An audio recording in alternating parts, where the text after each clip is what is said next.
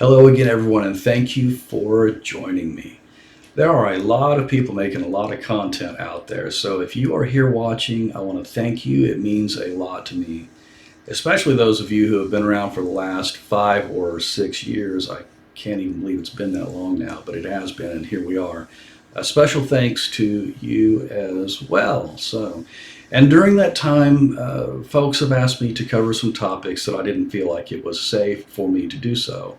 But I believe that it is now. Some of those topics are things like what it's like to be, I'll give you air quotes, married to a narcopath. It's really a marriage contract with a narcissist.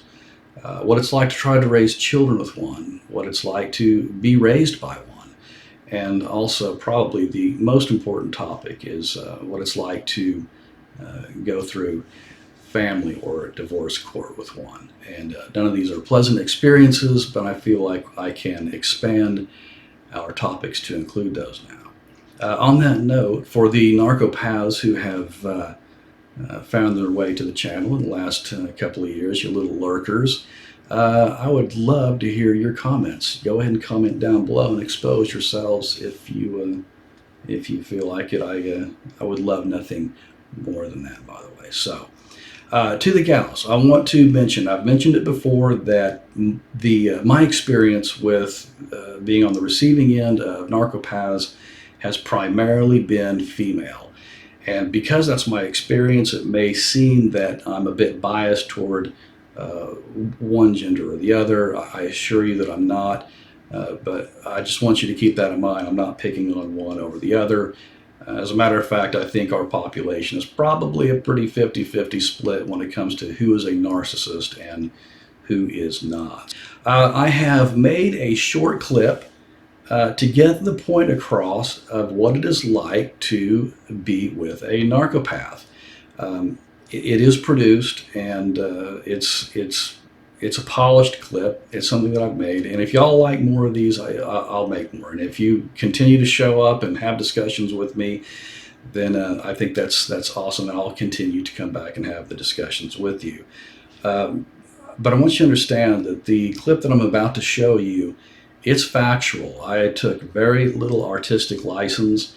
What you see is very, very close to what happened. It's I don't know if I would call it exactly ground zero when I started to wake up to what a narcissist was, because at the time I didn't know what narcissism was. I didn't know what the silent treatment was. I didn't know what the smear campaign. I didn't know what any of this was. I had no terminology for it at the time. And as I got away further and further from the narcopaths, all those things came clear, and so here we are. One more thing. No identities will be revealed on this channel. I try to make certain that that doesn't happen. I mean, at least I don't want to reveal anyone's identity on purpose, except for one. She is not in this clip. The person is now deceased, and I'm going to share some video evidence with you that I think that it's really important to those who have been abused by a narcissist. Again, I thought a long time before I share this, but like I said, the person has passed on, so I don't really see any harm in it. I think that it's going to show us and show you, show how they operate, how they behave. It's not it's not pretty. Anyhow, all right. Well, look. Why don't we take a look at the clip? And then I'll come back and I'll sign off with you here in just a little bit. So, here we go.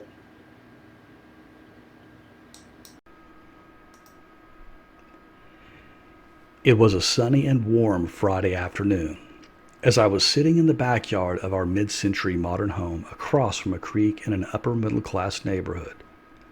I was twisting my wine glass on the patio table. Had I thought of everything? Did I forget something? Was there anything else that I could do to prove my worth? Anything to elicit any kindness, respect, or consideration?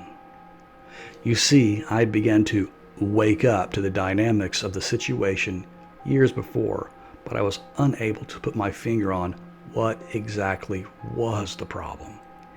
But I sensed that things were coming to an end, and at the time I was unable to recognize that that was the biggest blessing of my entire life.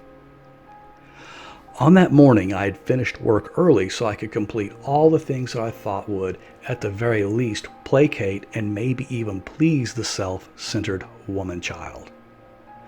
To give a list of what I'd accomplished, to no avail in receiving any utterance of gratitude from her was, and mind you, many of these tasks were routinely performed by myself and not her. On top of conducting both of my businesses early in the morning and all that entails, I, cleaned our entire home from top to bottom so she would have nothing that she would have to tend to upon arrival. This was not atypical as I was used to the task. I manicured the lawn to the standards even a seasoned landscaper could be proud of. Again, this is a routine she did not wish to engage in, so I had to do it. I paid all of our bills. Another routine that she did not wish to engage in. I went grocery shopping and put everything away. I made dinner plans for her. I made dinner plans for the kids. I was wrapping up final plans for our trip to England, courtesy of a business deal of mine. And finally, I had brought fresh flowers for her. Again, this was not out of the ordinary, as I did this quite often. Now, let me throw this in. I am reasonably fit and manicured without too many bad habits, and I honestly try my best to improve at all times. I have an undying regard for the position of parenting and being a father, and I want to be the very best father as well as husband that I can be.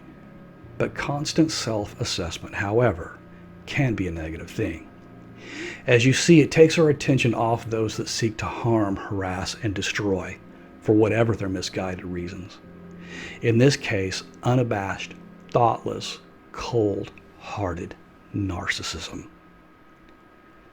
So I'm twisting my wine glass on the table and she dries up in the new Volkswagen Turbo Passat that I'd purchased for her for cash. She exits the car and I can instantly perceive her usual passive-aggressive, petulant demeanor. Oh boy, I cannot wait to see her. But I am hoping against hope that today things will change. Today she will see again I went the extra mile. I did and have done all that I can do. Today she will have to treat me with some kindness, some consideration, something, anything. She disappeared into the front of the house for a few moments. Then she pugnaciously made her way to the backyard where I was sitting and graced me with her appearance. No words were exchanged for quite some time. Until I began to speak.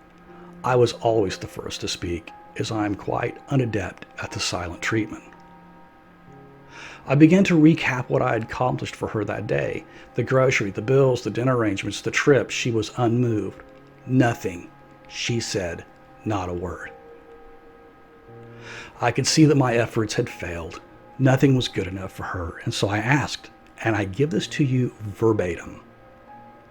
I said, "Why can't you say something nice to me or about me?" And her response, "I'm not going to kiss your ass."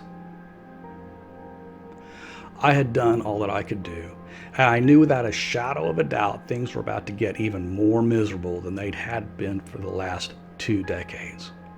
Why, you ask? Because that's what narcopaths do. They create misery for those around them, and when the discard comes, it's scorched earth. Nothing else will suffice for these demons.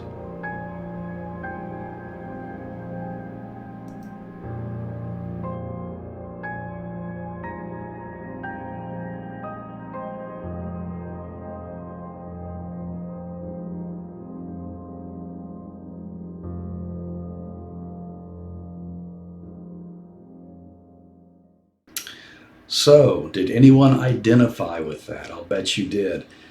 This was a very typical situation in my life for a very long time, and unfortunately it was. But fortunately, when you start to wake up to these things and things start to change, things get better. I got to tell you, I've said if it's your last 10 minutes on Earth, that you find out what the narcopath is doing and things start to clear up, it's worth every second that you have to spend here. So anyway, I want to hear your comments. Again, if y'all are showing up and you enjoy the content that I'm making, I'll keep making it. And if you like those kind of clips, let me know. So I hope that it's telling, and I hope that it gets the point across. I think that it did. If you think so, let me know. Please, I know this is the like and subscribe. I'm not going to ask you that every time. I'm not going to send you to my PayPal. I'm not going to try to sell you a coffee cup or a t-shirt. This is a labor of kindness. I want people to go from where I was to where I am today. It's very important to me that I share that experience with you. Okay, so, all right, with that being said, it's good to see y'all again. I hope to see y'all again real soon.